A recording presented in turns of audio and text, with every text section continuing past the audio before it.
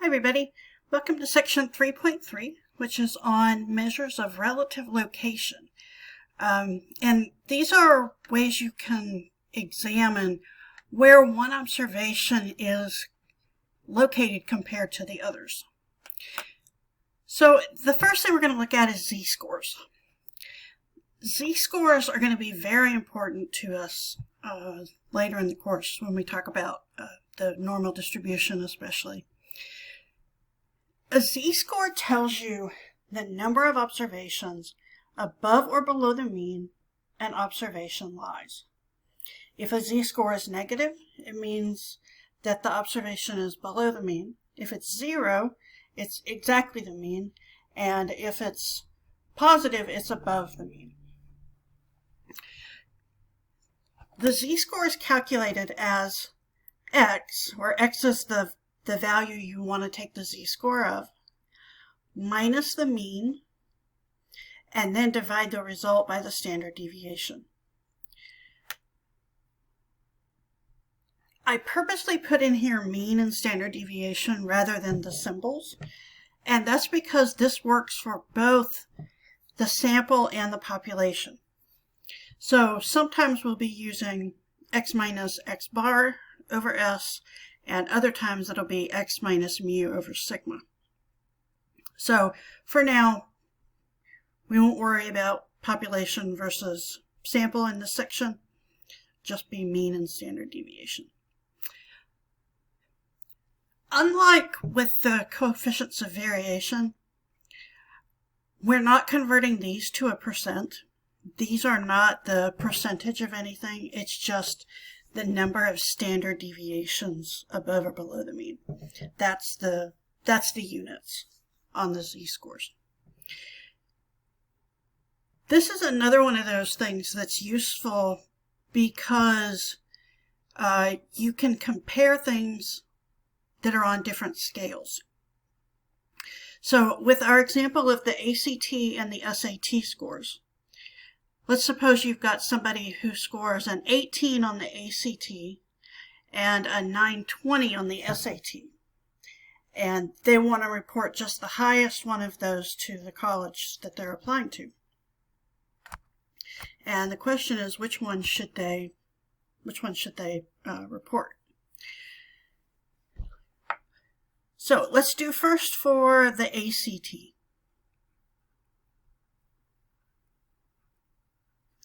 So for the ACT, they scored 18, so 18 is x, minus the mean, which is 20.8,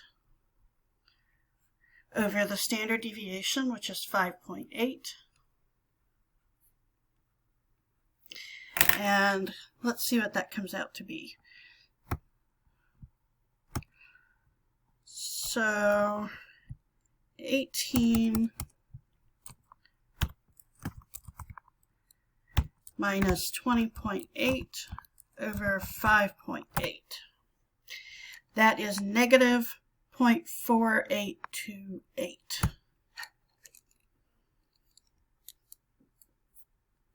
So I'll just write that as negative 0.48.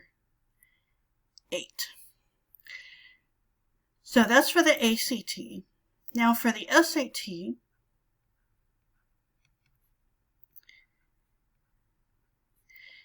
they scored a 920. And we're going to subtract from that the mean SAT score, which is 1051, over the standard deviation of SAT scores, which was 211. So 920 minus 1051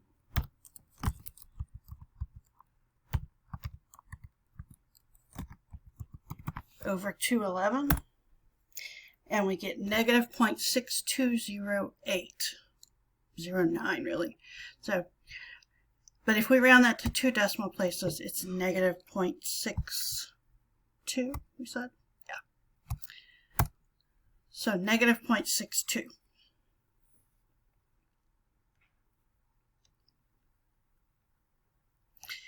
Now, if you compare negative 0.48 to negative 0.62, the higher one of those is negative 0.48 because it's less negative. So both of these are below average. For the ACT, it's below average by 0.48 standard deviations. On the SAT, it's below average by 0.62 standard deviations. So this one's a little better. So higher Z-score. So the higher Z-score means this is the higher score, and this is the one they should report.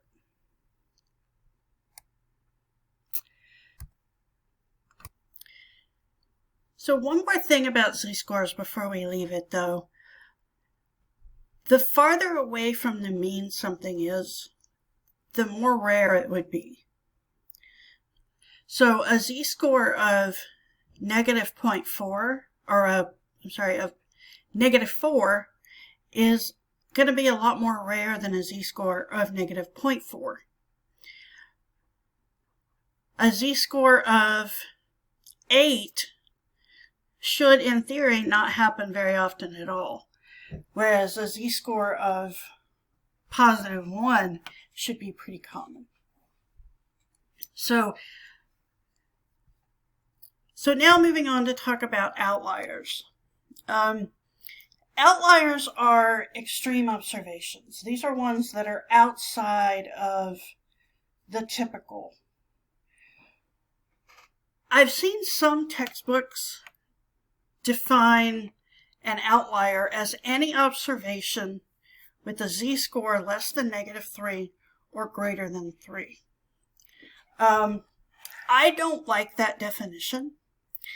The reason I don't like it is that outliers affect the mean and the standard deviation, which go into how those Z-scores are calculated. So the Z-scores are calculated based on the mean and the standard deviation, both of which are affected by outliers. So you've got outliers affecting how an outlier is defined. That doesn't sit well with me. So we'll cross through that because I don't like that. We're going to use this definition. An outlier is any observation in a data set that is below, this is called the lower limit, which is it's the first quartile minus 1.5 times the interquartile range. This is called the lower limit, or above the upper limit, which is Q3 plus 1.5 times IQR. The 1.5 is just, that's just given. Somebody came up with that somewhere along the line, and that's just how we define it. So for the waiting times, the lower limit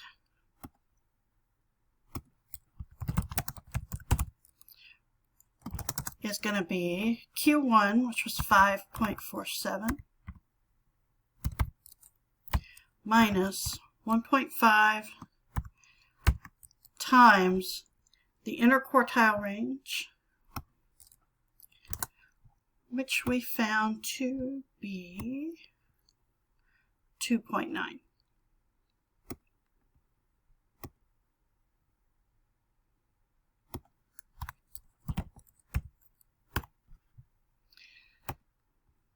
So the lower limit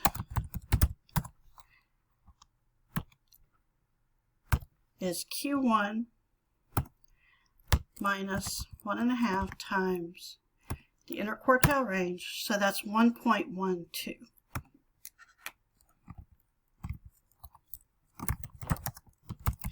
The upper limit is going to be Q3, just using this formula up here.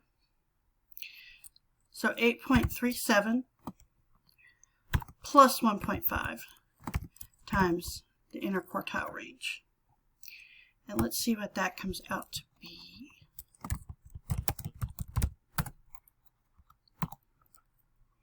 So Q3 plus 1.5 times the interquartile range, that is 12.72.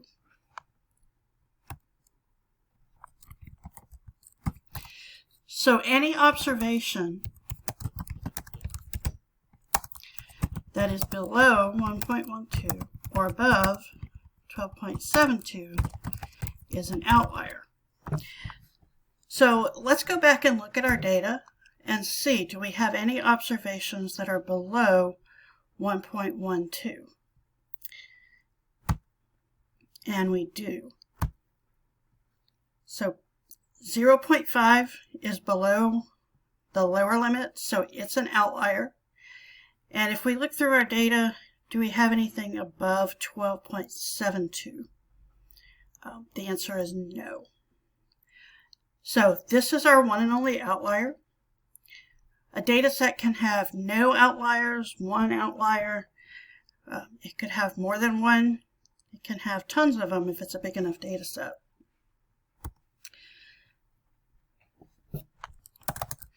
So the data point 0.5 is an outlier. The question becomes, what do you do with that information? If you have an outlier, some people, their first instinct is to throw it out. I don't think you should do that. I think that you should only throw out an outlier if it is the result of an error of some sort. So if somebody made a measurement error or a data entry error or something like that, then you throw it out. Otherwise, don't throw it out.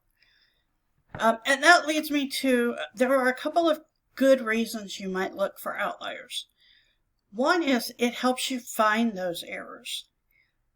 I've worked with data sets that are so big you can't just scan through them.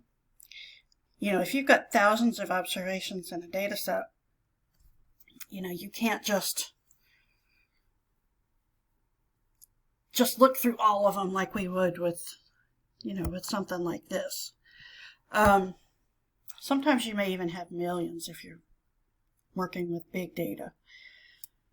But if you find outliers, you can look at those, and you might see that somebody made a data entry error, or if, for example, you know, I used to work with mortgage data. If I would see that the term on somebody's loan was 360 years, I could be pretty sure that they meant that that was 360 months, that they got the months instead of the years and typed that in wrong.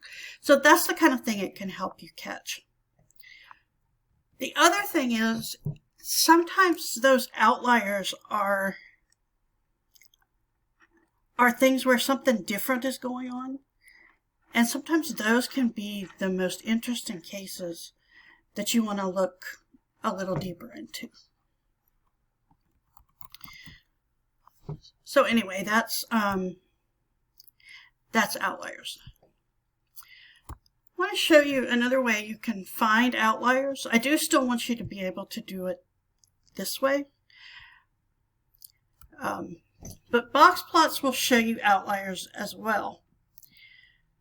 This will be our first graphical technique that we look at before we pick up next week with more.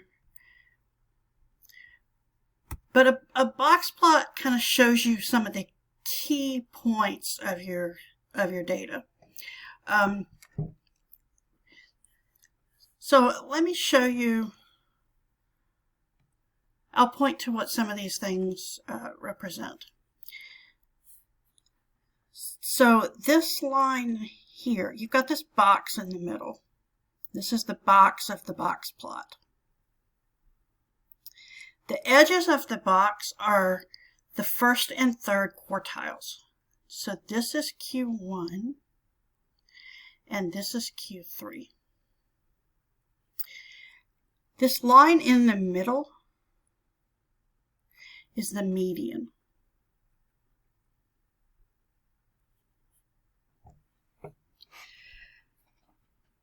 This dot out here is the outlier.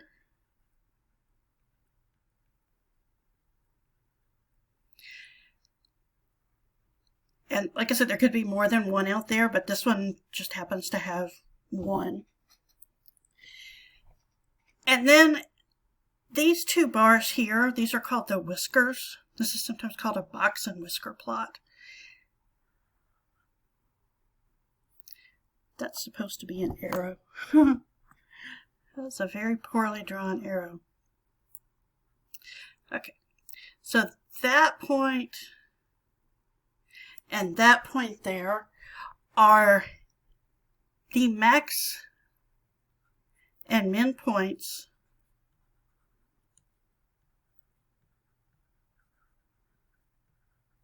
with the exception of the outliers.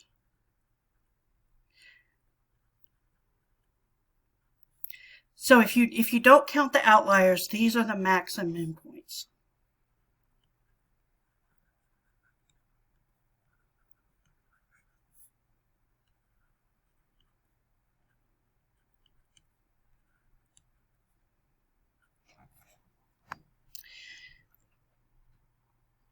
So box plots are good for a couple reasons.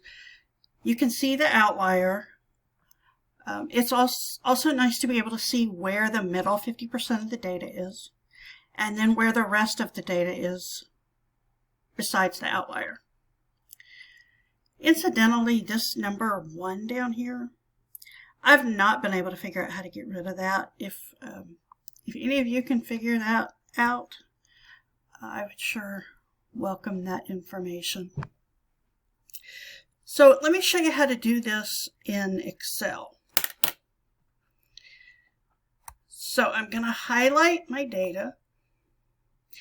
And by the way, it doesn't matter that this is highlighted or not. That's not going to make a difference. So I'm going to highlight the data, and then under Insert, and you see these charts here, you hit the arrow to the right of it and go all the way to the bottom, and here's our box plot. So I'm going to pick that one, and it will just do my box plot for me. And I want to show you some of the things you can change here. If you want to add a title, you just double click on chart title, and over here you can type in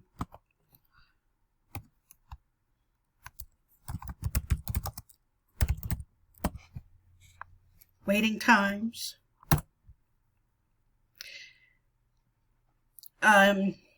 You can change the way it looks. You can change this axis if you want to, and sometimes you'll want to. This can be a little tricky. You have to right-click in just the right place. So you have to click on, if you click between the numbers, you're not going to find it. It won't give you the option to change the range of values here. So you have to click right on the number, right-click, and pick Format. And you can change these values a little bit if you want to. So if I wanted to, for some reason, make that -1 and this 14, I could do that. All right, so that's the box plot. I want to show you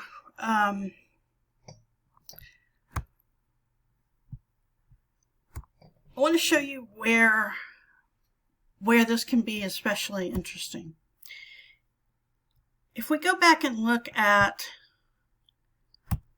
our gas prices, we looked at the mean and the range and the standard deviation and the interquartile range. But if we look at box plots for these two, I think we'll get a really good picture of what's going on. So we can do what's called a side-by-side box plot. And that's where we can see two different variables on there at one time. Now you only want to do that if you've got both of them on the same scale. So both of these are dollar amounts, so that's good. You wouldn't want to do where one is a dollar amount and one is a euro or something. All right, so I'm going to highlight my data, and then I'm going to go to Insert, just like we did before, the drop down, pick the box plot, and this is one where you definitely need to change the axes. So I'm going to right click here, and I want, let's see, for city A, the minimum is 217 and the max is 225. For city B, the minimum is 199. So I need to make sure I include 199. So I'm going to start at 195. And the maximum between the two, the biggest is 249, so I'll just do 250.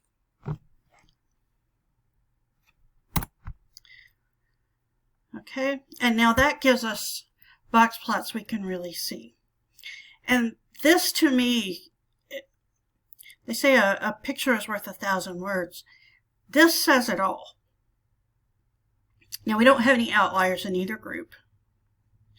But you can see the middle 50% for city A is, you know, very, very small compared to city B.